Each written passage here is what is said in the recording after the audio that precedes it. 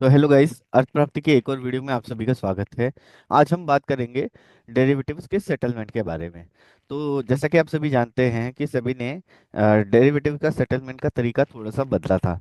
जैसे कि index option, Nifty और बैंक निफ्टी तो अभी भी कैश सेटल होते हैं, लेकिन जो इक्विटी ऑप्शंस है उनका फिजिकल सेटलमेंट होने लगा है। और जब भी आप आपके ब्रोकर के अकाउंट में लॉगिन करते हैं तो आपको एक जानकारी दी जाती है कि 10 में से 9 इंडिविजुअल ट्रेडर जो कि एफएनओ में ट्रेड करते हैं वो लॉस मेकिंग ट्रेडर्स हैं। और इसका एक जो बहुत बड़ा कारण है वो मुझे लगता है कि ये जो फिजिकल सेटलमेंट का जो मैकेनिज्म है ये लोगों को अभी तक पूरी तरह से समझ में नहीं आया है। तो इसमें होता क्या है ये हम थोड़ा सा देख लेते हैं। कि जैसे कि आप सभी जानते हैं, जैसे यहाँ पर एक अपॉर्चुनिटी हम देखते हैं। अगर आप बजाज फाइनेंस का ये चार्ट देखिए, तो बजाज फाइनेंस आज आज डेट है 28 जनवरी 2025। इस पर्टिकुलर जनवरी कॉन्ट्रैक्ट की एक्सपायरी होगी हमारी 30 जनवरी 2025 को। अभी बजाज फाइनेंस ट्रेड कर रहा है 7600 के आसपास। तो अगर मैं आपको इसकी ऑप्शन चेन में ले चलूँ बजाज फाइनेंस की, तो आपको कुछ इस तरीके का दिखाई देगा। तो बजाज फाइनेंस का जो 7600 का जो एट द मनी ऑप्शन है तो वो करीब करीब 113 रुपये का उसका एलटीपी है। तो पहले क्या होता था कि आप इसे जितना प्रीमियम है इनटू लॉट साइज उसे देकर आप खरीद लेते थे। तो जहाँ पर जैसे अगर आपको बजाज फाइनेंस में एक पोजीशन बनानी है तो आपको 113 रुपये जो कि उसका एलटीपी है इंटू 125 रुपीज़ जो कि उसका लॉट साइज है, या तो आपको टोटल आपके अकाउंट में 14,125 रुपये चाहिए। और क्योंकि ये ऑप्शन 30 तारीख को कैश सेटल होने वाला है तो आपके अकाउंट में सिर्फ 14,125 रुपये हुए तो भी आप ये पोजीशन ले सकते थे और 30 जनवरी तक इसे कैरी कर सकते थे। लेकिन अब इसमें एक बदलाव आ गया है। बदलाव क्या आया है कि जो भी इक्विटी ऑप्शंस है वो कैश सेटल की जगह अब वो फिजिकली सेटल होने वाले हैं। तो कॉल ऑप्शन के केस में क्या होगा कि अगर call option in the money आता है तो आपको यहाँ पर उस पर्टिकुलर लॉट की डिलीवरी उठानी पड़ेगी। अब वो डिलीवरी अगर मतलब डिलीवरी उठानी पड़ेगी से तात्पर्य ये है कि अगर आपका call in the money expire होता है तो आपको 125 शेयर बजाज फाइनेंस के आपके डीमैट अकाउंट पे आएंगे सेटलमेंट की तरह।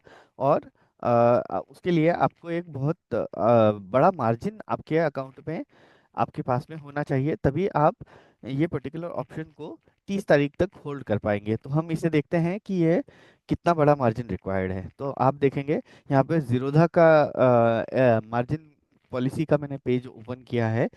ऑल्दो ये गाइडलाइन है सेबी के द्वारा बनाई हुई, लेकिन क्योंकि जीरोधा सबसे बड़ा ब्रोकर है, प्रचलित ब्रोकर है। और यहाँ पर उन्होंने बहुत अच्छी तरह से इसे एक्सप्लेन भी किया है। इसलिए मैं चाहूँगा कि आप एक बार ये पेज विजिट करें, पूरा टेक्स्ट भी पढ़ें। और यहाँ पर मैं आपका ध्यान ले जाना चाहूँगा इस लास्ट डे पर। तो एक्सपायरी डे पर क्या होगा, एक्सपायरी डे पर आपको टोटल कॉन्ट्रैक्ट वैल्यू का करीब करीब 50% आपको कैश में आपके अकाउंट पे रखना पड़ेगा, तभी आप ये पर्टिकुलर कॉल को होल्ड कर पाएंगे 30 जनवरी तक।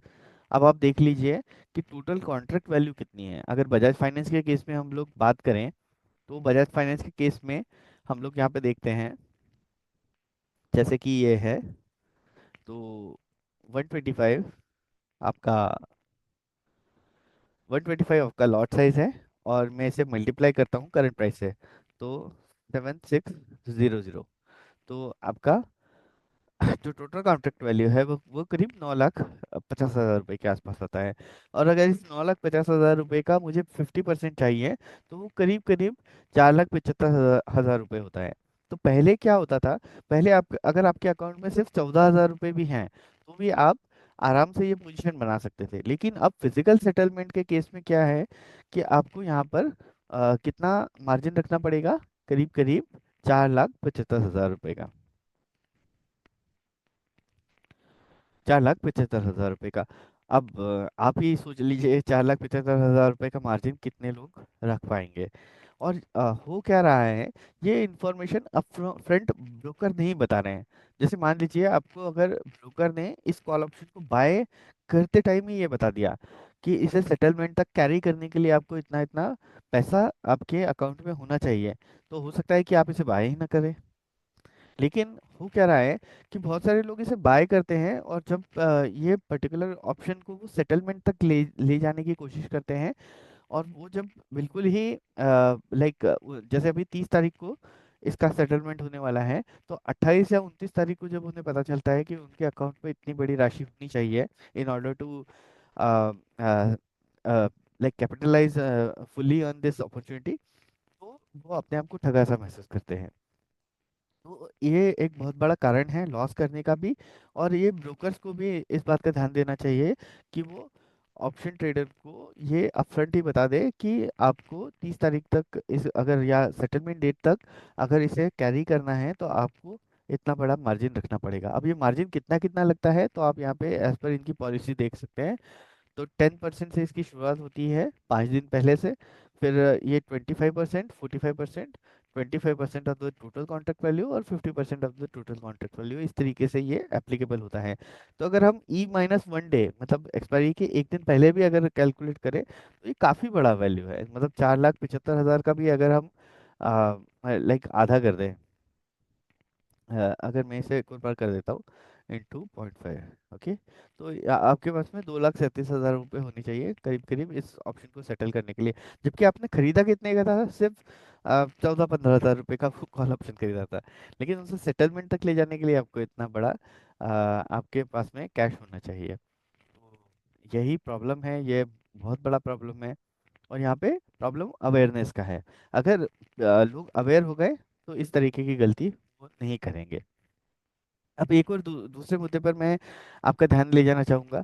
वो क्या रहा है कि अगर ये पर्टिकुलर कोई भी ऑप्शन आपका इन द मनी एक्सपायर हो गया, अगर इन द मनी कोई ऑप्शन एक्सपायर हो गया, तो उसका फिजिकल सेटलमेंट होना है।